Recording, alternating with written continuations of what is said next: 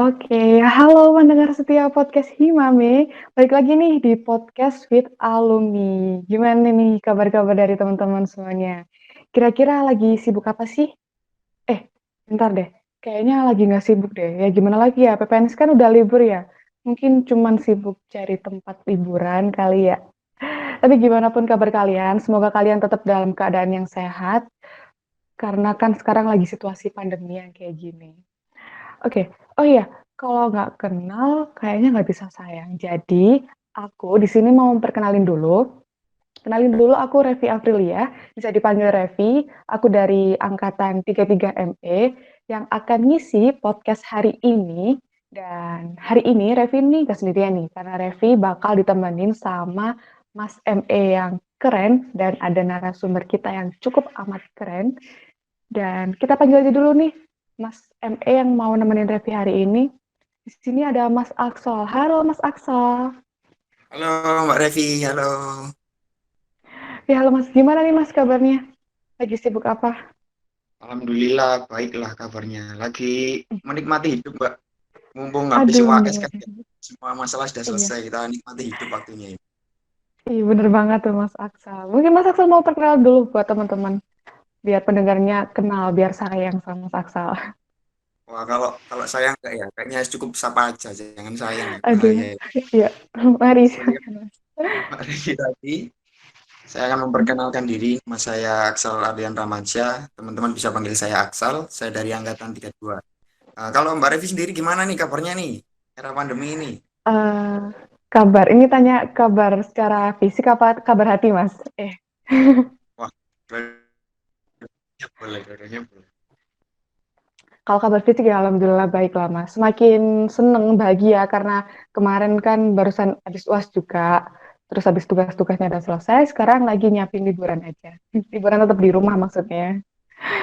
Oke, Mas Aksal. Oh iya, kan hari ini kita mau ngadain podcast with alumni ya Mas. Kira-kira hari ini kita mau bawain tema apa sih Mas? Nah, tema yang sudah disiapin kali ini tuh seru banget, asik banget gitu loh. Jadi buat teman-teman Apa yang itu? mau dengerin podcast ini, jadi saya saranin siapin secangkir kopi lah ya, yang suka kopi, Hmm, secangkir teh kalau yang suka aduh, teh, apa teh sama camilan gitu ya. anak Biar senja banget nih. asik menambah suasana gitu. Jadi tema yang diusung kali ini adalah prospek perempuan ME dalam perkuliahan dan juga dunia kerja, gitu Mbak Revi. Oh, prospek perempuan ME. ME ini Marine Engineering ya Mas ya? Maksudnya ya. Ya betul, Marine Marine Engineering dong. Engineering. Marine Engineering tuh apa sih Mas? Kali aja ada teman luar sana yang belum tahu ME itu apa gitu. Jadi ME atau Marine Engineering ini adalah salah satu cabang ilmu rekayasa yang berhubungan dengan laut. Kan ada namanya marine kan, pasti ada hubungannya sama laut, Iya, toh. iya. Nah, PNS ini punya nama Indonesianya, nama kerennya, nama yang kita cintai dan banggakan ini, yaitu teknik permesinan kapal. Nah, pastinya Oh, di dalam ini kita itu diajari tentang sistem-sistem permesinannya, baik sistem propulsi dan semua sistem yang mendukung, gitu Mbak Revi. oh, kayak gitu. Iya sih, benar. Jadi seperti yang disampaikan sama Mas Aksal tadi, emang di PPNS ini ada program studi yang namanya Teknik Permesinan Kapal, di mana kita ini mempelajari tentang, ya namanya aja mesin kapal ya, jadi pastinya yang pelajari tentang mesin kapal. Tapi nggak cuma mesin sih, benar kata Mas Aksal juga, kita mempelajari tentang kayak mungkin perpipaannya, terus kelistrikannya, kita juga dapat kayak gitu sih teman-teman. Oke, karena kan ini kan Revi sama Mas Aksal kan pengalamannya di ME kan masih kurang banget ya. Ya gimana lagi, kita kan masih kuliah di sini. Kayaknya kita perlu mendatangkan narasumber yang berpengalaman deh, Mas. Iya kan? Benar-benar benar, perlu-perlu banget ya. Kira-kira hari ini kita mau ngedatengin siapa nih, Mas? Nah, untuk bintang tamu hari ini, guest star kita Hmm. kali ini itu beliau adalah seorang alumni di 3ME ya. Beliau lulusan tahun 2008. Beliau juga pernah menjabat sebagai sekretaris himpunan. Nah, beliau ini sudah banyak sekali berkecimpung atau sangat expert lah di dunia karir itu. Sudah banyak Oh, sekali pengalamannya. Dan sekarang beliau ini sedang ada di perusahaan BUMN. Dan BUMN ini bukan oke. main loh buat bisa masuk di Iya, dalam perusahaan itu. bener Benar banget sebuah tuh. kebanggaan lah. Alumni ME nih ya, Mas. Gimana kalau Oh, misalkan kita langsung aja nih datengin pembicaranya biar semakin seru nih percakapannya. boleh, boleh, boleh.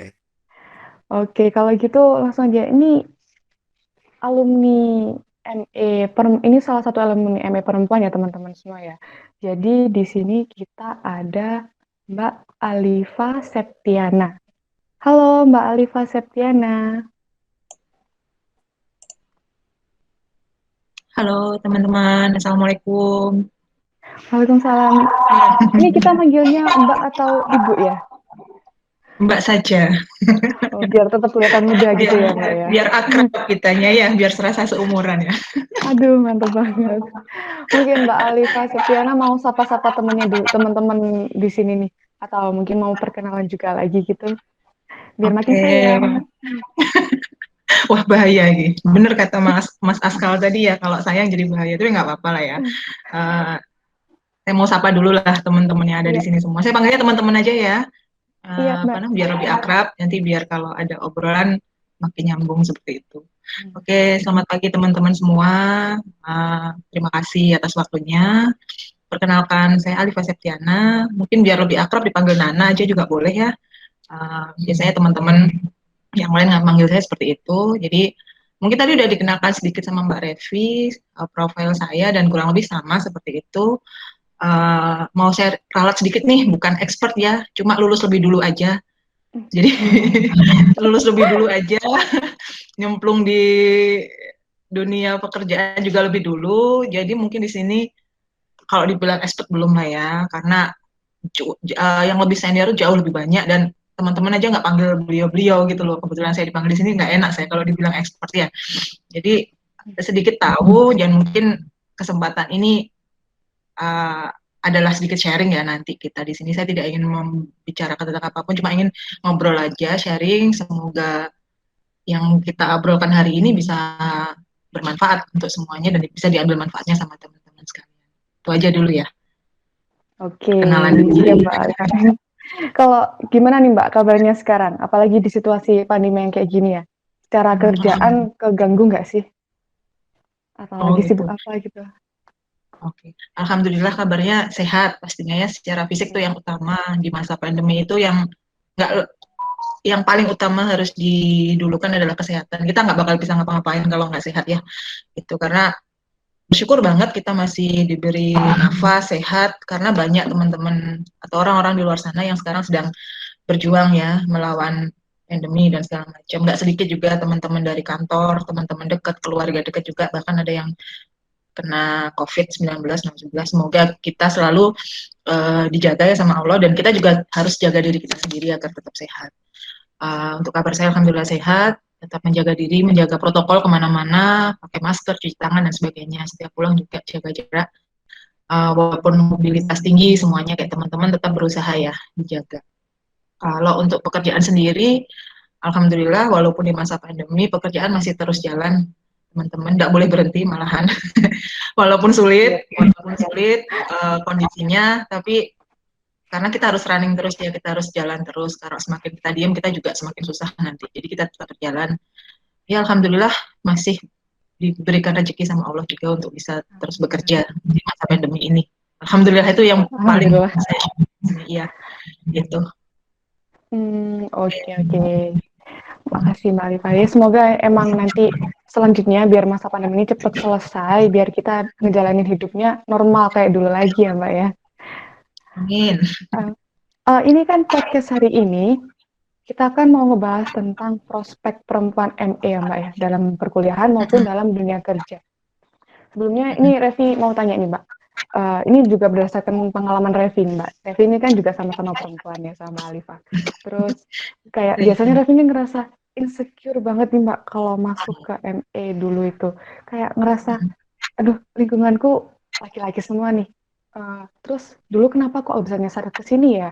Kira-kira kalau Mbak Alifa dulu itu alasannya milih ME itu apa sih Mbak biar jadi prodi pilihan buat Mbak sebagai jembatan lah istilahnya buat pekerjaan nanti. Kalau alasan Ini Mbak mau Alifa ya, dijawab, oke. Mau dijawab jujur atau gak jujur nih? saya jujur aja nih Mbak, biar teman-teman juga tahu. Oke. Mungkin kalau mengaca ya di masa lalu, mungkin di angkatan saya tahun 2004-2005 awal-awal saya masuk kuliah itu informasi nggak seperti sekarang ini yang sangat terbuka. Jadi pada saat kita nyari informasi sekarang kita searching dimanapun bakal muncul keterangan yang lumayan jelas lah gitu, sesuai gambaran dan itu bisa kita jadikan pegangan. Nah, kalau mengulik lagi di masa lalu yang tahun 2004-2005 itu akses untuk internet segala macam itu masih lumayan susah, sangat susah bahkan. Jadi informasi yang kita dapatkan nggak terlalu banyak. Jujur, terus terang waktu itu memilih jurusan Marine Engineering pun tidak sengaja, awalnya tidak sengaja karena memang harus kuliah dan sebagai perempuan terutama tidak ada sama sekali gambaran di benak saya untuk masuk di dunia teknik gitu. Cuma karena dorongan dari orang tua dan setelah mencoba di beberapa kampus, ini biasanya yang terjadi pada hampir semua banyak teman-teman ya, kebingungan di awal lulus SMA mau ngapain, kemana, dan sebagainya. Saya yakin seperti itu daripada saya cerita, iya karena saya mencintai ME, saya nggak kenal ME pada saat itu, nggak kenal apa itu ME, nggak kenal sama sekali, jadi saya mending cerita. Ini kondisinya pada saat itu seperti yang Mbak Revi bilang tadi, kita nggak ngerti apa itu ME, seperti apa itu ME, tapi kondisinya tetap harus kuliah dan saya nggak mau berhenti karena dalam prinsip saya sekali nanti itu berhenti saya tidak tahu juga harus ngapain gitu loh. Jadi ya sudah saya ambil kesempatan ini karena kesempatan nggak datang 2 kali. Nah pada saat sudah masuk di kampus di interview segala macam mulailah ada perkenalan mengenai kampus sendiri seperti apa, jurusannya seperti apa dan mata kuliah apa yang akan kita pelajari di situ seperti itu. Nah dari situ mulai kelihatan nih, oh gambarannya seperti ini nih, marine engineering. Ya kan, dunia teknik banget, cowok banget gitu loh. Bener. Gitu. Tapi ya nggak apa-apa. Tapi ya nggak apa-apa karena bukan gimana lagi juga waktu itu akhirnya gini, oke, I will challenge myself gitu. Saya harus menantang diri saya sendiri. Kalau enggak saya nggak akan kemana-mana gitu. Stuck di sini aja percuma juga. Ya sudah, tetap masuk dijalani perkuliahannya dan ternyata seru gitu loh. Ternyata ilmu yang didapat bukan hanya ilmu untuk laki-laki, karena ilmu itu makanannya otak kan gitu loh. Laki-laki dan perempuan pun punya otak di situ, punya pikiran. Jadi ini bukan fisik gitu loh, bukan pelajaran secara fisik, tapi memang lebih ke otak. Jadi saya ambil di situnya gitu loh. Cara pembelajaran, kemudian sistem untuk berpikir lebih ke arah situ sih. Seperti memang ada banyak sekali prakteknya fisik, cewek lah pasti lebih lemah daripada laki-laki, tapi enggak, bukan alasan lah seperti itu, kita bisa jalanin kok gitu. Pasti ada juga pasti teman yang bantuin juga, atau kalau memang mau berani challenge sendiri, ayo selesain sendiri, kenapa enggak gitu loh. Bahkan kita jadi mentalnya lebih kuat lah daripada yang lain kan, cewek-cewek. Gitu. Bener banget nih Mbak. Berarti kalau misalkan bisa Revi dapetin kalimatnya dari Mbak Alifa ini ya, kalau kita mau maju itu harus mau berubah ya Mbak ya, harus terbiasa juga, harus mau ngebiasain dengan kebiasaan-kebiasaan baru. Contohnya waktu Mbak milih ME ini ya, terus waktu Mbak perasaannya waktu awal-awal kuliah, ini kan tadi kan Mbak udah cerita ya, waktu awal daftar itu kayak gimana, terus kalau misalkan awal perasaan kuliah sebagai perempuan di ME itu gimana Mbak? Halo? Iya, halo. Sorry keputus. Ya, lanjut. Iya, nggak apa-apa. Jadi tadi kan Mbak kan udah bilang kalau misalkan cerita-cerita tentang bagaimana masuknya ke ME ya Mbak. Terus kalau perasaan awalnya Mbak Nana ini waktu awal kuliah itu gimana sebagai perempuan di ME gitu? Apalagi waktu itu perempuannya berapa ya Mbak kira-kira waktu angkatannya Mbak Nana? Angkatan saya waktu itu perempuan cuma 6 orang. Jadi ada 2 kelas di 3 ME. Ceweknya yang di kelas A 3 orang, yang di kelas B 3 orang. Nah, kebetulan saya di kelas A, nggak banyak, dan kebetulan juga 3 orangnya itu satu sama saya. Jadi kita senasib lah. Ayo mari kita merenung bersama. Nyasar. Tapi nggak nyasar juga. Akhirnya saling menguatkan juga sama teman-teman sesama ME cewek yang kita masuk di situ dan kita kenal juga di kelas yang lain juga 3 orang yang lain. Jadi akhirnya kita akrab di situ kan, kita akrab, membaur juga sama teman-teman cowok yang lain dan teman-teman yang cowok pun welcome sama kita karena ya kita fokusnya sama di sini belajar gitu. Kita nggak yang kenapa-kenapa. Kita tetap belajar di sini. Kita utamanya belajar. akhirnya lama-kelamaan masuk ke situ, lebih fokusnya ke mata kuliah, ke pelajaran, gimana caranya kita akhirnya ya saling saling saling menguatkan, juga saling berkompetisi di situ gitu loh, sama teman-teman juga cewek maupun cowok gitu. Dan ya kita cewek-cewek juga nggak mau kalah dong gitu. Tetap harus kompetisi sama teman-teman yang lain. Jadi excited, semakin semakin ke sana semakin sana excited. Ya walaupun ada juga capeknya. Kok gini amat ya kuliah, nggak kelar-kelar tugasnya, itu biasa. Semua mahasiswa pasti mengalami hal seperti itu. Iya sih benar-benar kalau gitu. Tadi kan udah Mas. Waktu itu kalau kira-kira perlakuannya teman-teman nih Mbak, waktu kuliah praktek ya terutama. Kan tadi Mbak Anana kan cerita kalau misalkan kuliah praktek kadang itu kan kayak berat, apalagi kan ini perempuan ya gitu. Terus waktu praktek itu ada kesulitan banget nggak Mbak? Teman-teman lingkungannya kayak teman-teman cowok-cowoknya tuh ngebantuin apa cuman ya cukup ya udahlah itu urusanmu, ya urusanku kayak gitu. Ngebantuin sih rata-rata ya, teman-teman cowok ngebantuin. Cuma kadang akunya sendiri sih yang keras kepala juga, kadang-kadang ya sudah aku harus bisa selesaiin sendiri. Karena apa ya? Contohnya yang paling berat itu sebenarnya pada saat tugas bengkel pertama atau apa ya, saya nggak lupa, agak lupa. Itu yang harus ngikir, harus bikin sebuah spesimen yang harus pakai alat manual. Itu yang paling menyiksa buat saya. Kondisinya karena puasa, waktu itu puasa, ya pasti Derevi ngerasain lah ya. Puasa-puasa juga panas-panas di dalam bengkel dan kita harus ngikir segitu banyaknya. Oke lah, ya udah kita jalanin, nggak peduli bentuknya seperti apa, nanti yang penting di itu dulu. Itu pun nggak banyak sih yang bantuin juga karena kita semua fokus sama tugas masing-masing gitu loh. Gitu. Iya bener banget nih Mbak, Revi juga ngerasain waktu dulu. Pertama kali, kan Revi juga dari SMA ya Mbak, basicnya itu SMA. Jadi waktu masuk tuh kayak, wah kok cowok-cowok bisa gampang gitu waktu ngelakuin mikir atau ngebubut dan lain-lain. Ntar Revi tuh kayak harus perjuangan ekstra banget biar sepadan sama mereka gitu. Ya Kalau itu, Mas nggak Aksal, apa-apa. nggak apa-apa gimana? Mas Aksal gimana pandangannya kepada waktu ngeliat cewek-cewek kayak kita nih, tiba-tiba masuk teknik nih?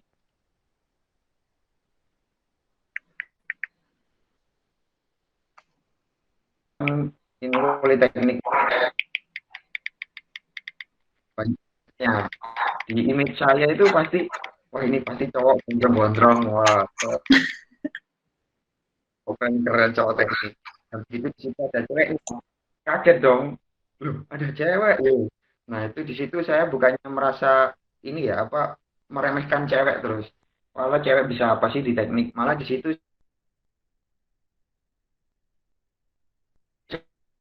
berani gitu ini bukan cewek manja karena mereka gitu loh lebih hebat lah pokoknya intinya. Dulu itu suka dukanya apa ya, kan di prakteknya ini kan juga banyak ya yang ngikir itu.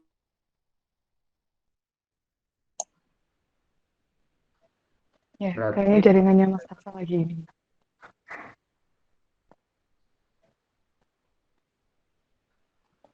Untuk suka dukanya ya.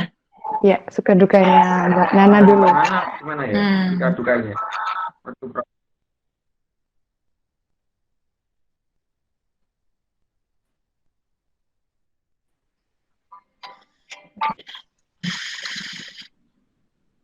Iya, jadi kalau untuk suka dukanya sendiri, 50-50 sih menurut saya. Sukanya banyak, dukanya juga banyak, tergantung tergantung situasi juga pada saat itu gitu loh. Ya paling stres sih ya kalau misalnya tugas bengkel seperti itu, kita harus ngelas, kita harus bubut itu.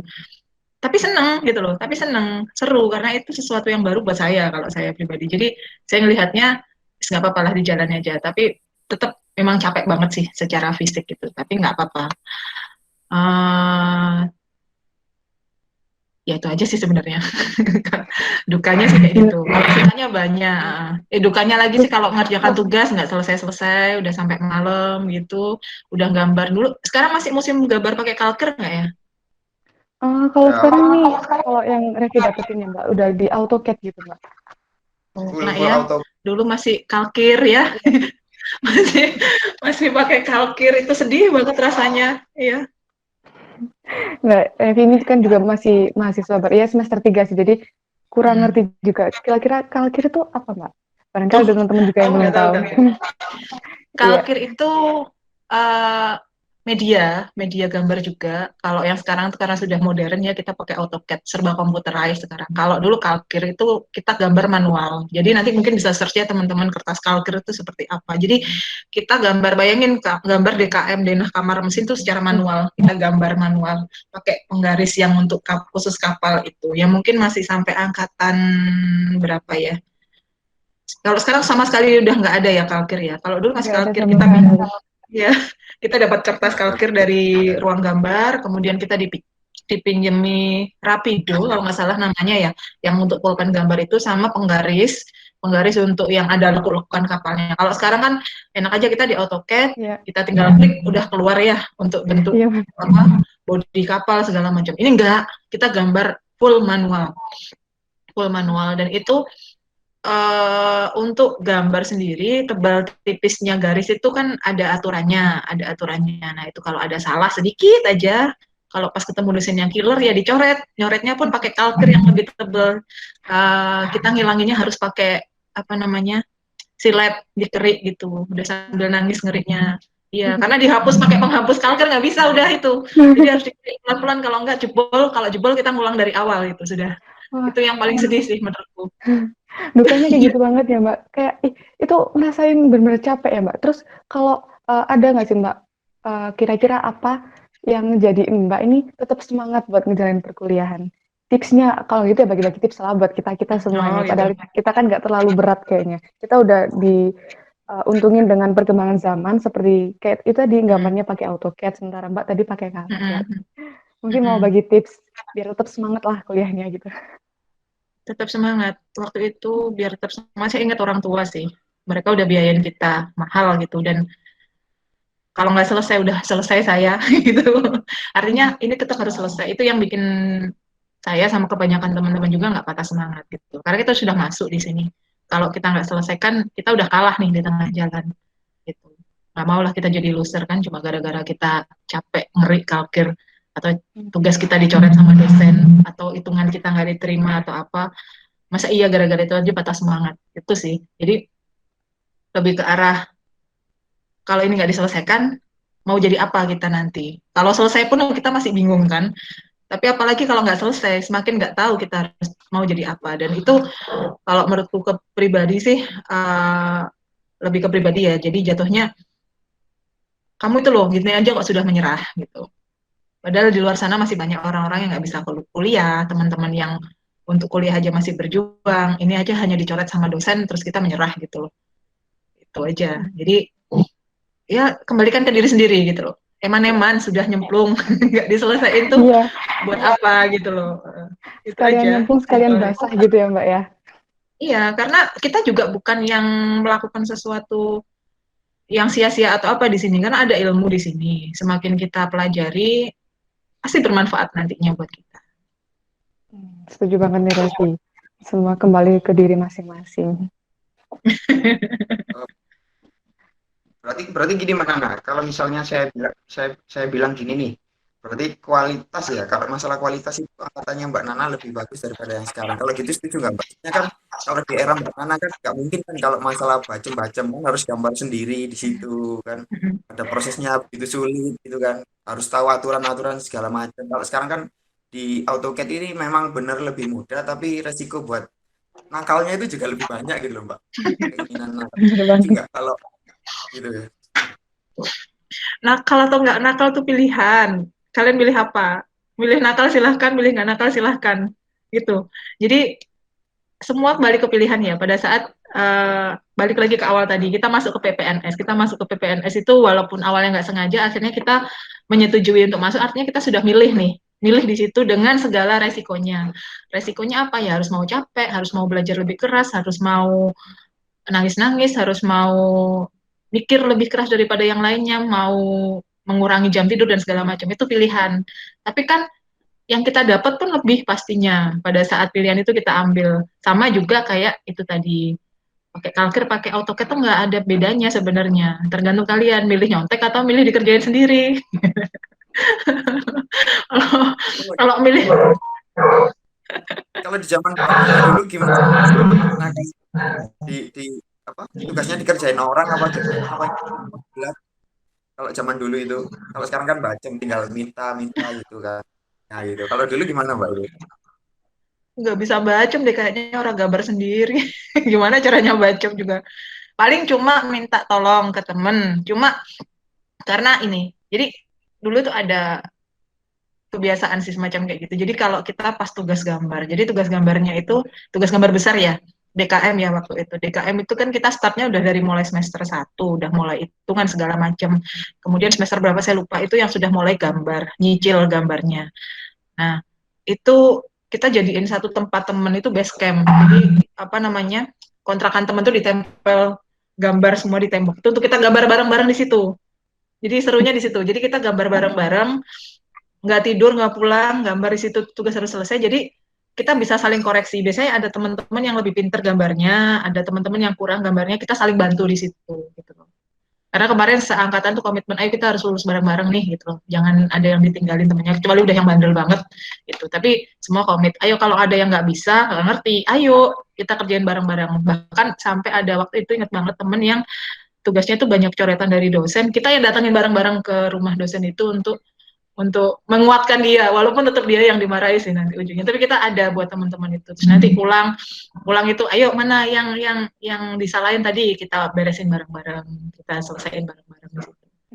Kayaknya emang dari dulu nih NA gitu banget ya Mbak. Maksudnya kalau ada teman yang susah langsung banget bareng-bareng nih. Terus habis gitu kalau Mm-mm. mau ngerjain tugas tuh bareng-bareng satu tempat. Soalnya kalau misalkan Mm-mm. bareng sama teman sebaya ini emang lebih enak ya Mbak ya. Mm-mm. Jadi kita nggak males gitu loh, jadinya kita semangat gitu. Apa ngerjainnya bareng-bareng. Kalau ada yang susah pun kita iniin bareng-bareng juga, selesaiin bareng-bareng. Kalau kayak saya pribadi sih kan, saya lebih seneng ke gambarnya. Mungkin banyak teman-teman yang seneng ke gambar, saya nggak bisa ngitung. Jadi nanti yang hitungan teman-teman yang lain yang ngerjain kayak gitu.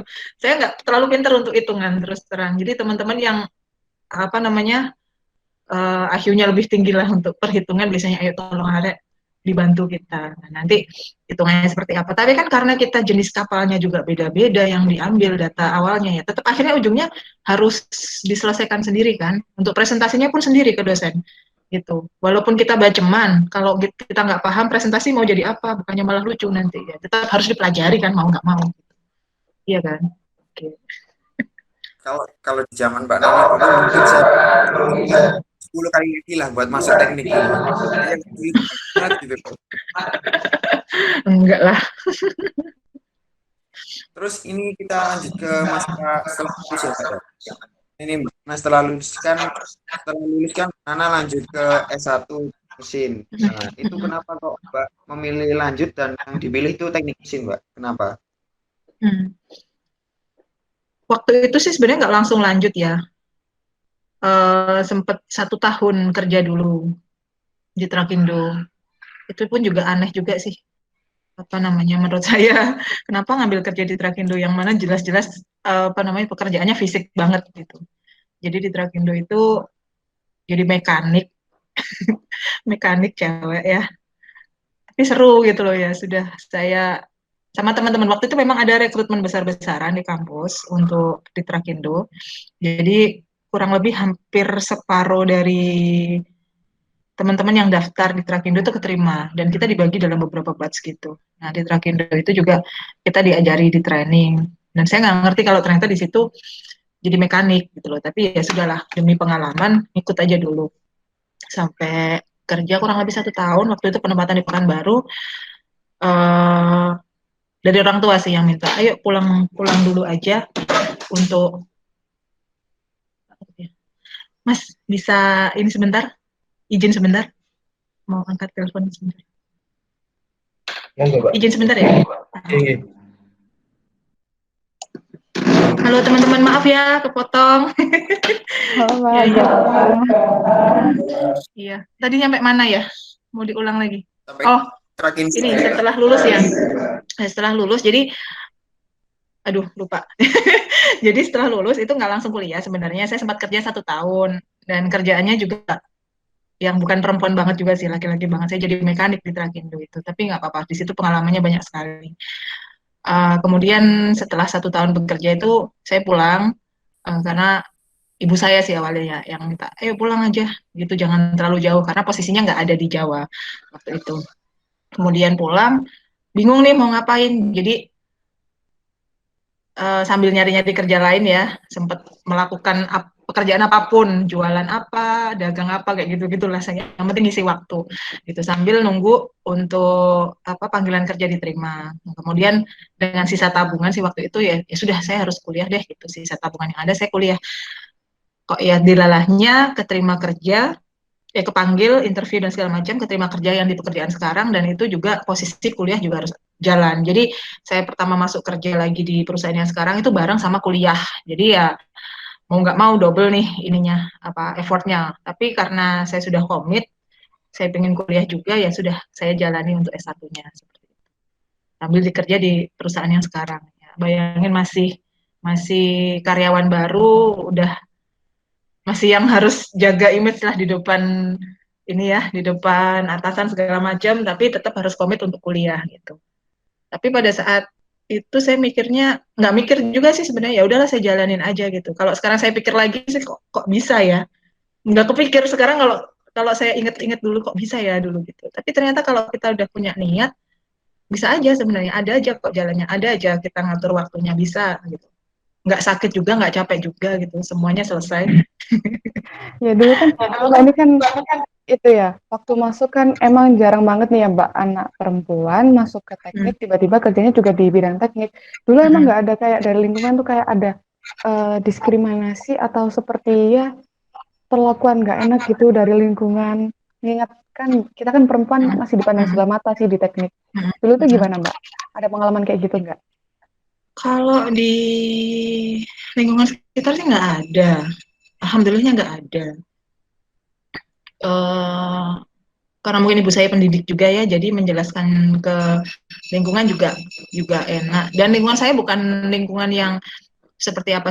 Tapi itu sebenarnya nggak pengaruh sih menurut saya. Lingkungannya mau apapun, yang penting dari dirinya kita sendiri itu mau nanggepin nggak sih gitu loh, nanggepin nggak sih apa yang diomongin orang gitu loh. Karena semakin kita nanggepin apa yang diomongin orang, kita fokusnya malah bukan ke tujuannya kita, tapi ke omongan orang. Nah, omongan orang itu kalau saya bisa sebutkan itu energi negatif ya. Energi negatif tuh nggak banget deh kalau buat kita pengen maju gitu loh. Nah, kalau saya sih daripada memperhatikan hal-hal yang sifatnya negatif, itu saya abaikan gitu loh. Jadi hal-hal yang positif yang saya jadikan fokus gitu loh, biar biar bisa mencapai apa yang saya tuju seperti itu.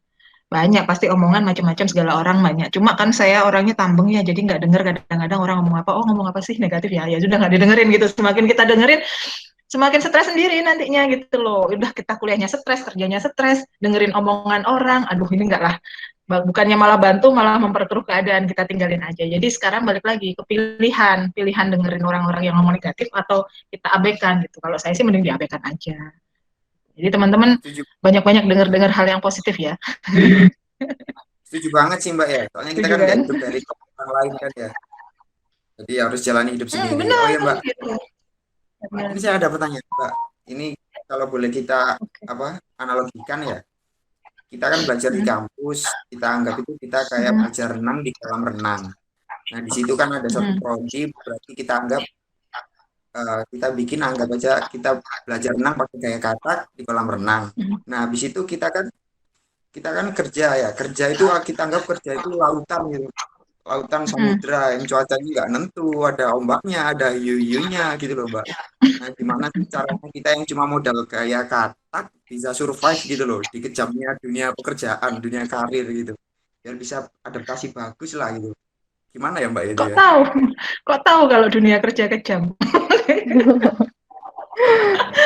Kalian dapat itu omongan nih. kalian itu dikotakkan sama apa itu istilahnya? Persepsi.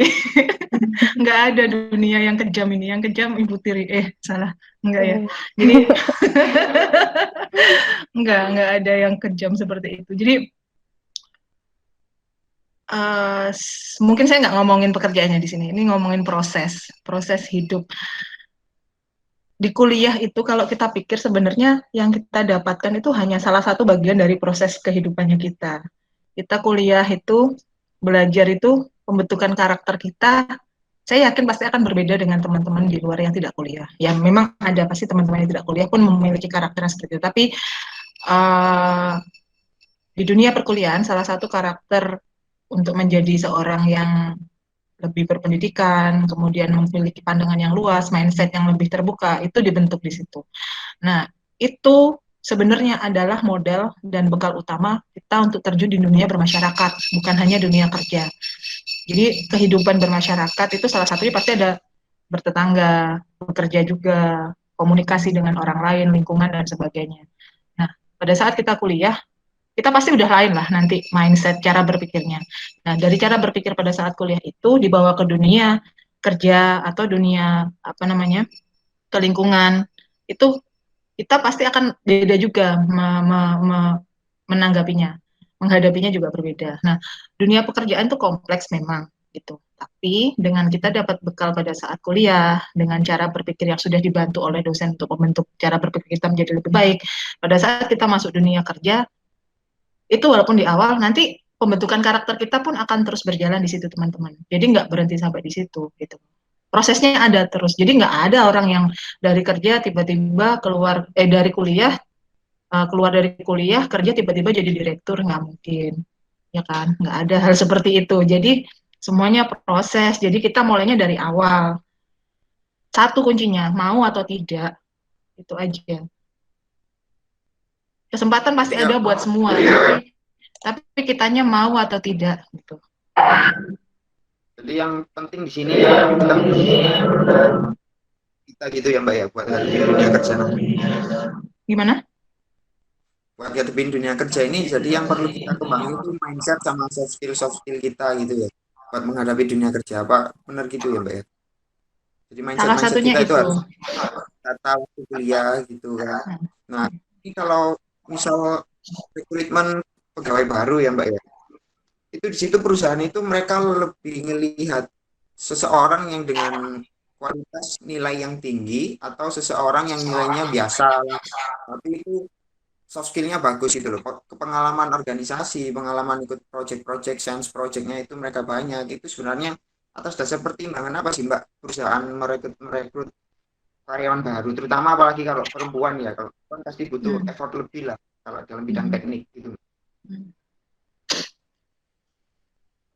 Kita harus ingat bahwa kita tuh masih hidup di Indonesia ya, masih banyak hal pertimbangan yang diambil oleh tim perekrut untuk merekrut satu karyawan. Karena pasti kalau kita ngomongin perusahaan nih, perusahaan nggak mungkin memilih karyawannya hanya dengan satu sudut pandang saja. Pasti banyak faktor yang diminta. Ini sharing pengalaman aja ya, kita terbuka di sini. Bahwasanya yang kita hadapi nanti tuh selain kita memiliki penilaian secara akademis, bahwasanya pendidikan kita IPK segala macam itu dipertimbangkan, kemudian soft skill pun juga dipertimbangkan, dan yang satu lagi adalah cara komunikasi.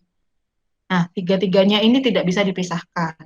Dan perusahaan pasti maunya juga yang terbaik dong untuk perusahaannya. Artinya, bekali diri kalian sendiri untuk bisa dapat tiga item tadi. Jadi pendidikan diutamakan secara akademisi, kemudian soft skill juga dijalankan, dan komunikasi juga diperbaiki. Seperti itu. Jadi nggak bisa perusahaan hanya, nggak ada lah, hampir nggak ada perusahaan di luar sana. Itu kita bilang perusahaan ya, saya nggak bilang kita bekerja sendiri atau apa. Kalau di perusahaan nggak ada yang mereka hanya, ya udah nggak apa-apa lah saya milih orang yang bisa komunikasi saja, atau orang yang IPK-nya bagus saja. Jarang, apalagi untuk fresh graduate. Pasti memang mereka mintanya yang komplit paketnya. Lain lagi, pada saat nanti kalian sudah experience atau memiliki pengalaman. Nah, dinilai dari pengalaman itu nanti harga atau seperti apa yang diminta sama perusahaan sudah lain. Gitu. Tapi kalau untuk tahap awal, coba utamakan bahwasanya kalian 3 item itu tuh bisa kalian penuhi untuk bisa masuk ke sebuah perusahaan seperti itu. Jadi nggak bisa hanya satu aja atau dua saja, gitu jarang sih. Gitu. Ini realita ya, kita bilang realita, kita bicara realita seperti itu keadaannya. Kalau realita di perusahaan kayak gitu ya Mbak. Terus kalau misalkan gini, biasanya perusahaan itu emang kadang itu ngeliatin kayak rekam jejak dari eh, pendidikan dari pendaftarnya nggak, Mbak? Jadi misalkan gini ya, ini kan Revi kan mau daftar ke sebuah perusahaan atau maksudnya mau magang ke sebuah perusahaan gitu. Terus tiba-tiba perusahaan itu mempertimbangin nggak kayak gini, dulu tuh ada nih anak PPNS perempuan yang magang di sini, tapi saya kurang suka deh soalnya kinerjanya ini kayak kurang bagus atau gimana gitu, tuh biasanya jadi penilaian apa enggak, Mbak? Itu lebih ke personal ya jatuhnya ya. Itu Jadi lebih ke personal berarti. personal jatuhnya. Itu lebih ke personal, penilaian ke personal gitu. Memang rekam jejak seperti itu kan pasti tercatat. Makanya kenapa kita diminta untuk selalu ngasih yang terbaik ya untuk semuanya agar rekam jejak kita juga bagus gitu. Tapi kalau sampai ada yang seperti itu, toh nantinya walaupun tercatat itu ketemunya lebih ke personal, saya bilang ya bahwasanya orang itu nggak suka atau segala macam itu lebih ke personal. Tapi mungkin itu diabaikan saja. Maksudnya kalian tetap lakukan yang terbaik di versi kalian. Gitu. Itu aja. Ya benar, harus melakukan versi yang terbaik dari diri kita kayak gitu. Terus kalau dari pengalamannya Mbak Nana sendiri nih ya, Mbak, eh, kalau zaman sekarang perempuan teknik ini kira-kira masih dipandang sebelah mata nggak sih, Mbak, di perusahaan industri kayak gitu? Sudah enggak, sama sekali enggak. Sama sekali enggak. Jadi mungkin cerita ke diri saya sendiri. Saya perempuan yang notabene, ya saya notabene perempuan yang mana sekarang bekerja di dunia industri. Kontraktor lah orang awam bilangnya ya di sini. Dan ini dunianya 90% laki-laki di sini. Tapi pada saat kita sudah bekerja, bukan gender lagi yang diutamakan. Ya memang gender pasti terlihat ya, tapi memang kemampuan dari diri kita yang diutamakan. Sekarang posisinya, contohlah kayak ada kenalan saya, dia ada di proyek yang sekarang. Mohon maaf tadi saya barusan telepon itu kan komunikasi dengan site yang ada di lapangan ya, teman-teman yang ada di lapangan. Itu salah satu site engineer atau engineer lapangannya adalah perempuan dan dia bisa handle itu di lapangan.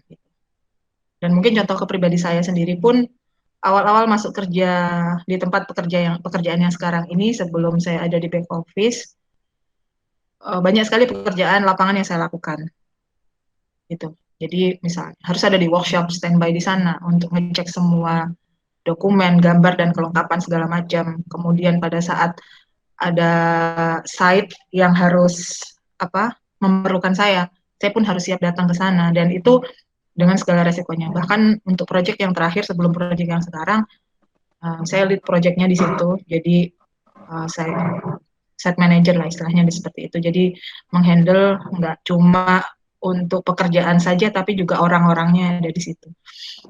Jadi sebenarnya kalau dibilang sekarang dibedakan atau enggak tergantung diri kalian masing-masing cewek-cewek mau apa tidak mengambil tantangan ini. Kalau mau kalian tahu caranya pasti bisa gitu loh. Dan di dunia pekerjaan udah nggak ada pembedaan cewek atau cowok. Kalau kamu mampu ya mampu, sudah seperti itu. Benar banget. Mau atau enggak, ini notot banget nih buat teman-teman semua. Soalnya kadang ini teman-teman ya Mbak, kalian tuh kepikiran kalau misalkan nih aku cewek nih, kira-kira nanti bisa bersaing nggak sih di dunia kerja? Apalagi kan ya secara fisik emang kita kan kadang itu dianggapnya lemah gitu ya Mbak. Jadi kalau misalkan pekerjaan lapangan tuh kadang dianggap sebelah mata. Jadi kayak teman-teman semua ini kadang gitu waktu kuliah gini kepikiran, aku nanti bisa kerja apa enggak? Terus nanti aku lulusannya kerja di mana? Terus aku bisa bertahan apa enggak? Ada lagi nih Mbak, tadi kan dari tadi waktu Revi sama Mas Aksel dengerin, Mbak ini kerjanya bekerja di bidang kayak bergerak di bidang kontraktor gitu ya. Berarti emang kalau lulusan MA ini nggak harus bekerja di galangan ya Mbak? Ya, betul sekali. Nggak harus bekerja di galangan. Ini tadi yang juga mau saya sampaikan, bahwa MA itu walaupun jurusannya Marine Engineering, tapi sebenarnya mata kuliah yang diambil itu basic banget, umum. Itu sebenarnya mata kuliah mini dari teknik mesin kalau saya lihat. Setelah saya pelajari, saya kuliah 2, D3 sama S1, jadi basic basic mata kuliah yang ada di MA itu mini dari teknik mesin, lebih diringkas dan lebih banyak praktek di situ. Keuntungannya lebih banyak praktek pada saat kita pekerjaan yang ada di lapangan, kita sudah punya modal. Nah, dari situ untuk terjun di lapangan itu luas banget gitu loh, nggak cuma ada di Merin aja gitu loh. Bahkan saya lihat dari alumni angkatan saya yang bergerak di Merin itu hanya beberapa saja, kebanyakan pun ada di dunia industri, oil and gas, kelistrikan, kemudian ada di apa namanya pertambangan, di bank juga ada, wirausaha juga banyak gitu loh. Jadi nggak menutup kemungkinan kemana aja bisa dari sini. Asal kalian apa tahu peluangnya, tahu cara masuknya dan mau gitu. Jadi nggak melulu ada di Merin kerjaannya. Oh ya Mbak Nana, ini saya jadi timbul pertanyaan ya. Saya ada pertanyaan ini kan di waktu pandemi ini kan politeknik ini kan lebih banyak prakteknya kan ya Mbak ya. Nah, sedangkan di pandemi ini kan kalau politeknik kan nggak bisa praktek, semua kan daring kan. Selama ini di satu dunia kan lagi mengalami pemunduran proses pembelajaran kan ya, yang seharusnya bisa praktek jadinya cuma daring. Nah, otomatis itu kita di situ itu kalau dalam dunia kerja apa kita dipandang lulusan corona jadi kita disisihkan gitu apa ada tip and trick jadi kita bisa ingin mereka yang lulus sebelum corona gitu loh Mbak. Oh, Mereka dapat nggak feedback ngaruh sih mereka ya kalau dapat aku lihat. Kalau lulusan corona nggak cuma PPNS doang kali ya. Lulusan corona itu semua mahasiswa di dunia saat ini adalah lulusan corona. Tapi itu sebenarnya apa ya stigma yang aneh gitu loh. Kenapa kita dibilang lulusan corona? Orang kita juga kuliah, kita juga belajar di sini. Dan nanti pada saat kerja yang digunakan adalah soft skill kita sama otak kita dan kemampuan kita, bukan dari ijazah aja. Seperti itu. Jadi ya kebetulan aja kalian ada di posisi yang seperti ini sekarang gitu. Tapi kan tetap harus bertahan ya kan, tetap harus cari cara gimana. Di luar sana nggak ada sih yang mempengaruhi bahwasanya oh ini lulusan corona nggak mampu, nggak ada. Nanti mampu atau tidaknya itu kan kelihatan pada saat pelaksanaan prakteknya kalian benar-benar mampu apa tidak, yaitu dites pada saat nanti kalian kerja, bertemu dengan orang, melakukan pekerjaan. Kalau kalian mampu ya mampu, kalau tidak mampu ya tidak mampu, seperti itu. Nggak bisa dilihat dari sekarang ini lulusan corona atau enggak, nggak ada seperti itu. nah yang saya takutin itu ini Mbak. Jadi Hmm. saya kan ini di empat teman di tiga jadi selama pandemi itu kemarin di klaster-klaster gitu kan Mbak untuk perkuliahannya Hmm. di gantian gitu kan untuk prakteknya. Nah kemarin itu teman-teman yang di tiga itu sempat praktek reparasi mesin yang overhaul mesin itu loh Mbak di bengkel Hmm. yang kita bongkar semua mesin lalu pasang lagi. Nah waktu yang Hmm. kita di empat itu mau masuk itu tiba-tiba ada PSBB lagi jadi nggak jadi masuk. Hmm. Nah kalau Hmm. ini kan kita kalau kualitas masalah praktek kan beda antara pernah mengalami dan tidak pernah mengalami. Kan yang kita yang di Hmm. empat cuma modal video-video doang. Sedangkan setiap video itu kadang kan mesinnya itu beda-beda gitu loh Mbak. Kan kita beda lah ininya cuma ngelihat sama bongkar beneran itu kan beda. Nah yang saya tak mungkin itu di situ Mbak. Itu buat ngatasi itu gimana ya kalau nanti di dunia kerja. Kalau masa kita harus bongkar mesin sendiri di rumah gitu. Nanti bisanya bongkar nggak bisa balikin gitu, takut. Halo teman-teman. Jadi gini ya, ingat di kuliah itu yang kalian dapatkan itu basic sekali, jauh di atas basic. Jadi nanti pada saat kerja itu bukan dari perkuliahan kalian yang digunakan untuk pelaksanaan. Misalnya nih, ada yang pingin seperti saya di awal tadi kerja di Trakindo. Yang kita dapatkan itu basic pada saat kuliah itu nanti akan di training kembali oleh perusahaan-perusahaan. Jadi kita nggak kosong, nggak lepas dari kampus terus langsung kerja gitu aja enggak. Gitu. Perusahaan kan pasti apa namanya punya standar ya, punya standar sendiri. Seperti apa nih karyawan yang harus kita pakai atau karyawan harus seperti apa di tempat kita. Jadi itu akan disamakan nanti, akan di training dulu. Jadi bukan yang dari kampus langsung nyemplung langsung kerja. Nah itu perusahaan jarang sekali seperti itu, terutama perusahaan besar.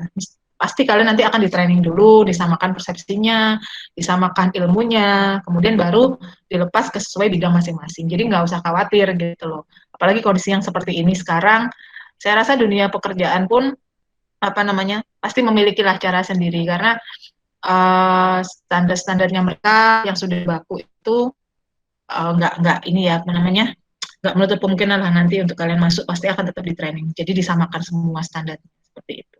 Jadi nggak usah takut.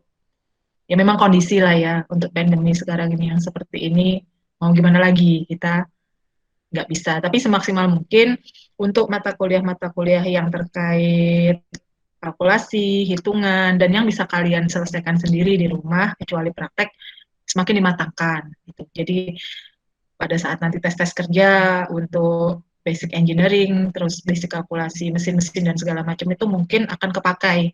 Gitu. Biasanya di tes pekerjaan, misalnya jadi engineer di mana, gitu ya. Biasanya engineer lebih banyak di back office-nya, bukan kerja di lapangan. Jadi kalkulasi, ilmu gambar, perhitungan, perencanaan, itu yang lebih diutamakan nanti. Seperti itu. Praktek itu hanya sedikit lah. Kalau sudah nanti di level engineer, biasanya praktek itu atau pekerjaan di lapangan akan kita pakai orang-orang yang sudah punya skill. Jadi kayak misalnya welder nih, tukang las gitu ya. Kita akan pakai kelompok-kelompok orang tersendiri di sana yang sudah bisa. Bukan kalian yang ngelas gitu. Bukan kalian yang ngelas, bukan kalian yang bubut, tapi kalian yang merencanakan. Kalian yang bikin planning, kalian yang bikin desain, kalian yang bikin kalkulasi. Dari situ nanti kalian harus bisa menyampaikan ke pekerja atau ke pelaksana untuk bisa menjalankan pekerjaan itu. Jadi kalian yang bertanggung jawab di desainnya. Makanya kenapa saya bilang tadi, coba untuk basic kalkulasi, basic perhitungan, desain, dan sebagainya, mumpung kalian bisa standby di rumah, pelajari matang-matang seperti itu. Itu nanti lebih bermanfaat kok di dunia kerja. Gitu. Kalau boleh tahu ya Mbak ya, tempatnya Mbak Nana aja. Untuk ilmu perkuliahan ini waktu itu range terpakainya itu loh, berapa persen ya? Range terpakainya ilmu perkuliahan waktu di dunia kerja. Apakah 100% semuanya terpakai? Atau cuma berapa persen? Apa gimana gitu? Kalau menurut Mbak Nana sendiri. Kalau menurut saya sendiri, ini secara pribadi ya, pengalaman pribadi. Untuk range pelajaran yang bisa kita pakai dari kuliah untuk ke dunia kerja itu paling cuma sekitar 40%-an mungkin. Untuk di dunia kerja saya, yang saya lakukan. Karena walaupun basicnya dari teknik mesin, engineer gitu ya, sekarang saya berkecimpungnya di marketing malahan. Jadi nggak nyambung ya sebenarnya. Tapi marketing teknik. Jadi tetap tahu permasalahan di teknik seperti apa, gitu. Tetap kepake untuk kalkulasi apabila kalian berkecimpungnya bekerja di dunia engineering. Jadi orang sebagai perancang dan segala macam itu basic-basic perhitungan seperti apa namanya perhitungan mesin-mesin, kemudian kalkulasi mesin dasar conveyor dan segala macam itu kepake gitu loh. Tapi itu pengembangannya lebih luas nanti. Jadi yang ada di textbook itu diaplikasikan nanti beda kok, pasti sudah berbeda. Jadi pada saat aplikasi itu sudah banyak pendekatan-pendekatan yang dilakukan mulai yang ada di lapangan seperti apa, kebutuhannya apa, barangnya seperti apa. Tapi paling nggak dari basic itu tuh kalian bisa pakai gitu. Nah, lebih banyaknya yaitu belajar lagi pada saat bekerja. Nanti ketemu lagi orang baru, engineer baru, ilmu baru juga di situ. Bahkan ilmu yang sekarang di MA yang aku dapatin kemarin untuk pekerjaan di marketing, yang notabene lebih banyak ngitung budgeting, kemudian mengerin suatu project segala macam itu nggak dapet malahan. Dapetnya malah di dunia kerja. Jadi untuk planner, project planner segala macam itu di PPNS waktu itu belum dapet ya. Jadi waktu di kerja ini benar-benar belajar ilmu baru. Jadi banyak hal yang kalian dapatkan nanti pada saat kerja gitu. Yang penting kalian mau gitu loh, berusaha di situ. Paling ya sekitar apa ya 40%, 50%-an lah paling banyak untuk yang didapatkan. Karena nggak semuanya kepakai juga gitu loh. Gitu. Jadi kalau apa enggaknya seseorang di dunia karir itu tergantung pribadi masing-masing ya Mbak ya. Bagaimana mereka mau berkembang menerima ilmu baru atau mereka stuck pinginnya dunia ini ya dunia ini aja gitu. Berarti tergantung pribadi masing-masing kembali lagi ya Mbak ya. Seperti itu ya. Ya, betul sekali. Jadi tergantung kalian. Kalian pengennya apa sih? Jadi mumpung kalian masih kuliah, sedikit saran aja. Coba cari tahu banyak hal, terutama tentang yang ingin kalian lakukan. Misalnya, bagi orang yang ingin jadi pekerja, di bidang apa sih kalian ingin bekerjanya? Misalnya di bidang oil and gas, cari tahu. Banyak cari tahu tentang oil and gas itu seperti apa sih? cara masuknya, berkecimpungnya di dunia apa.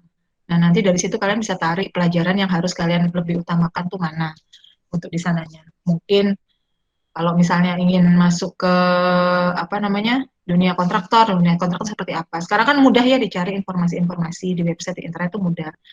Terus bisa juga mungkin kalian pengen jadi pengusaha. Udahlah, mulai disiapin dari sekarang. Ingin jadi pengusaha seperti apa. Buka lapangan kerja untuk orang lain, nggak masalah. Jadi semua tergantung dari kalian sih sekarang. Kalian maunya jadi apa nanti, mumpung masih kuliah, ditata, dipersiapkan juga dari sekarang. Kalau memang ingin masuk ke perusahaan yang bagus, mulai ditata untuk kurikulum vitae-nya, kemudian mungkin untuk apa namanya pengalaman berorganisasi dan segala macam, dan kalian cari tahu informasi di perusahaan tersebut persyaratan untuk masuknya seperti apa gitu. Jadi bisa kalian cek nanti di bursa kerja atau di website atau di apa namanya informasi dimanapun lah, di situ kalian susun gitu. Oh, gitu. Jadi kita tuh harus tahu dulu ya Mbak, tujuan hidup kita itu gimana. Maksudnya itu mau tetap di teknik atau mau ke yang lain gitu. Berarti itu balik lagi ke pribadi, bukan kita itu anak teknik awalnya. Berarti kita nanti selanjutnya harus ke teknik gitu. Bukan berarti kayak gitu ya Mbak. Iya, nggak harus seperti itu. Tergantung kamu maunya kemana gitu. Tapi kalau memang sudah yang pengen fokus banget di dunia teknik, ya silahkan digeluti terus dunia teknik ini. Seru kok, dunia teknik itu nggak sebatas teknik itu saja. Di luar sana banyak banget nanti berujungnya juga ke cara komunikasi, leadership, apa namanya, untuk bisa menata suatu tim dan segala macam. Nah, itu kan nggak bisa kita hanya belajar di awal seperti saja, tapi dijalanin untuk prosesnya. Nah, beruntung seperti kalian sekarang ini ada suatu organisasi di kampus, itu salah satu basic untuk kalian bisa melatih soft skill kalian, komunikasi, leadership untuk bisa bekerja secara tim seperti apa gitu. Ya nih, benar banget setuju sih. Revi juga setuju kalau misalkan ini Revi juga dikit cerita. Emang Revi juga ikut organisasi gitu ya kan di himpunan. Jadi kayak ngerasa emang ini tuh Revi banyak banget dapat soft skill yang nggak bisa didapetin waktu perkuliahan biasa kayak gitu. Ya alhamdulillah sih. Berarti ini bisa ngelatih buat dunia kerja sekalian gitu. Pasti nanti cara kerja di luar sana itu beda kok pasti. Cuma ya memang kalian harus selalu siap gitu di dunia kerja, banyak hal yang baru. Kalau kalian mau, saya yakin kok kalian bisa gitu, pasti bisa lah menghadapi semuanya. Kan manusia itu orang yang apa, jiwanya pasti fleksibel ya. Iya. Di sini harus seperti apa. Nanti pada saat dunia kerja kan kalian bisa baca, oh kondisinya seperti ini, saya harus seperti apa sih gitu. Nanti pelan-pelan bisa kok dihadapi. Jadi nggak usah takut nggak dapat kerjaan. Yang nggak dapat kerjaan tuh yang nggak mau kerja aja kok sebenarnya. Benar banget.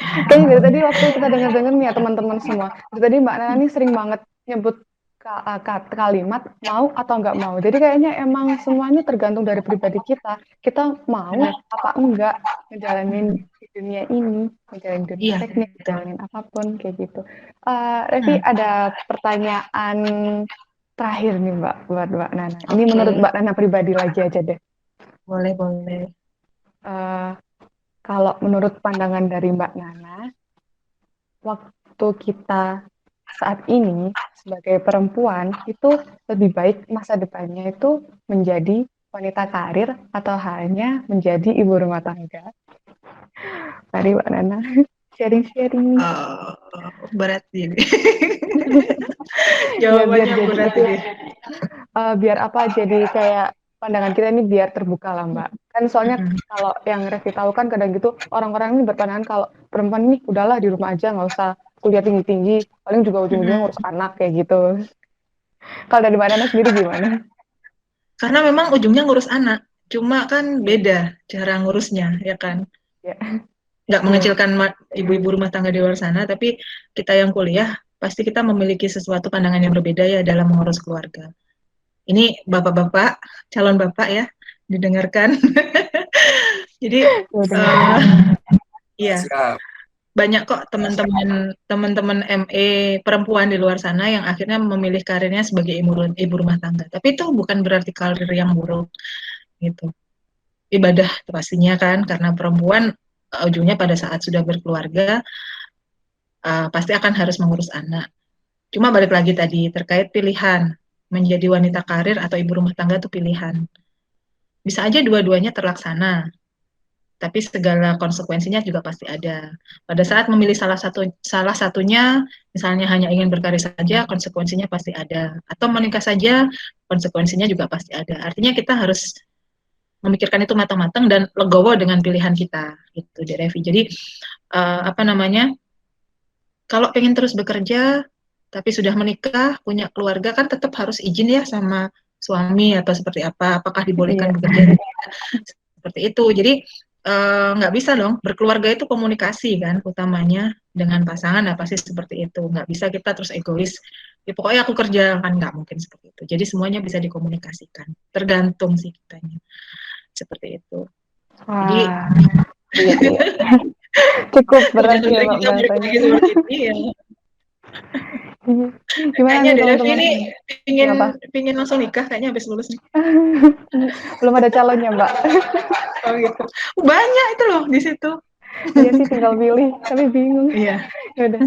Ini emang ini makasih banget ya Mbak Rana buat apa namanya sharing-sharing hari ini. Jadi kayaknya ini emang benar-benar kompleks ya pembahasan kita hari ini Mbak. Mulai dari kuliah, terus mulai dari kerja sampai ya membahas seputar masa depan. Yaitu dalam Oke. kehidupan mungkin rumah tangga gitu. Mungkin Mbak Rana mau kasih closing statement nih buat teman-teman semuanya, terutama perempuan ME tentang apapun hari.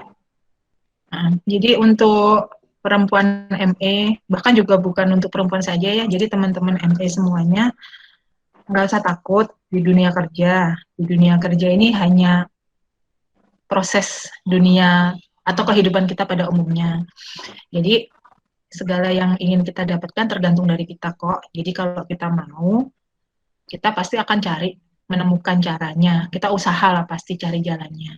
Gitu. Nggak mungkin lah orang tiba-tiba langsung berhasil gitu. Jarang sekali, kecuali memang dia sudah keturunan ningrat ya atau apa gitu. Tapi kalau semuanya prosesnya kembali dari nol, nikmati saja prosesnya.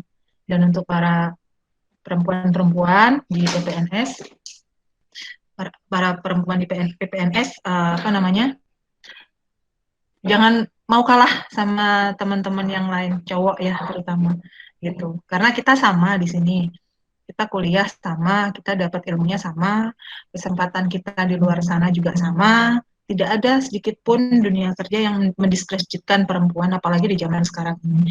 Banyak sekali pemimpin-pemimpin perempuan juga di luar sana yang bisa memimpin dengan adil dan juga bisa memberikan contoh pada timnya. Artinya nggak menutup kok peluang-peluang bahwasanya perempuan juga bisa sukses di sana, baik secara karir maupun di kehidupan. Seperti itu. Nah, tinggal gitu aja.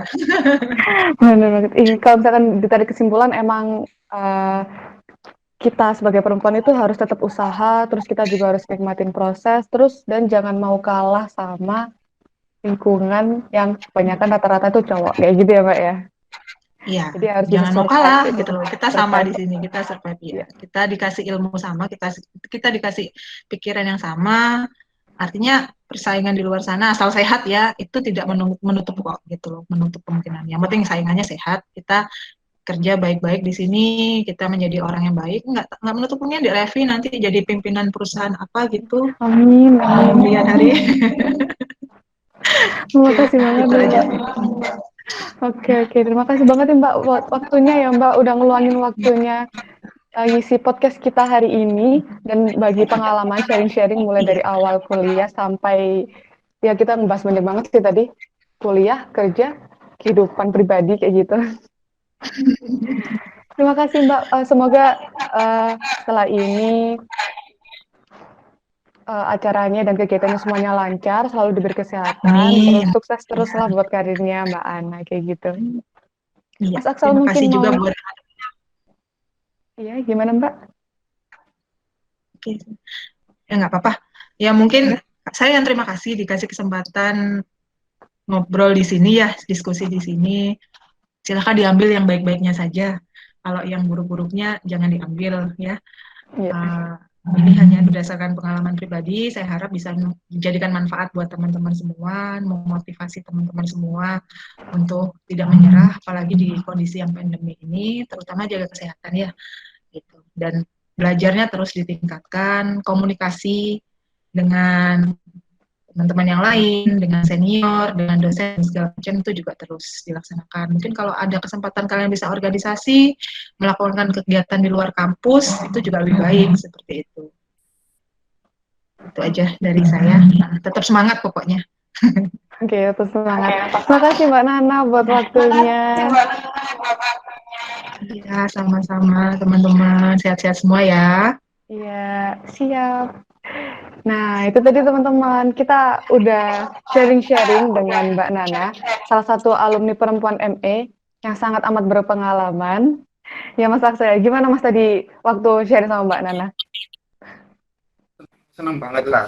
Senang banget bisa sharing-sharing sama Mbak Nana ya, sebuah kehormatan bisa berbincang-bincang sama beliau, bisa sharing-sharing pengalaman tentang dunia kerja. Eh, Kalau dari saya pribadi request ya buat teman-teman himpunan ini wajib ada lagi nih, harus ada lagi nih program seperti ini nih, podcast dengan alumni wajib banget nih, perlu dilakukan. Iya sih, ini noted nih buat teman-teman himpunan juga, ya buat semuanya lah. Kayaknya emang podcast ini harus disering, soalnya kan situasinya kayak gini ya Mas, jadi nggak bisa kita bincang-bincang langsung gitu kan. Jadi kita harus ngadain kayak podcast gini. Ya sebuah inovasi juga sih, karena musim pandemi kayak gini. Jadi kalau misalkan kita dapetin tadi dari Mbak Nana ya Mas ya. Dari tadi Mbak Nana ini sering banget nyebutin kalimat mau atau nggak mau.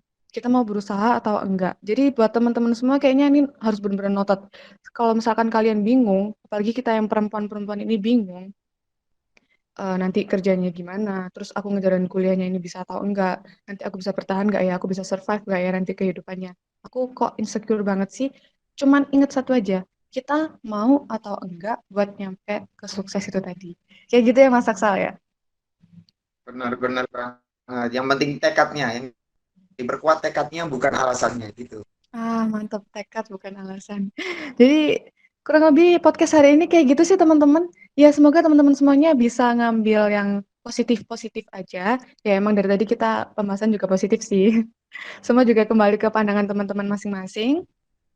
Dan di sini Revi sama Mas Aksal mau minta maaf karena mungkin ada kendala dari entah secara perkataan atau mungkin penyampaian atau mungkin ya kendala jaringan. Di sini Revi pribadi meminta maaf apabila ada kesalahan-kesalahan tersebut. Dan sepertinya podcast hari ini dicukupkan dan kita akan bertemu. Oke, kayaknya cukup sekian dari podcast hari ini. Terima kasih teman-teman setia podcast kita. Semoga kita bisa dipertemukan di podcast selanjutnya. Terima kasih teman-teman, tetap semangat. Dan jangan lupa jaga kesehatan. Happy Reality, dadah. Terima kasih teman-teman. Vivat ME. Primus inter pares. Primus inter pares. Primus inter pares.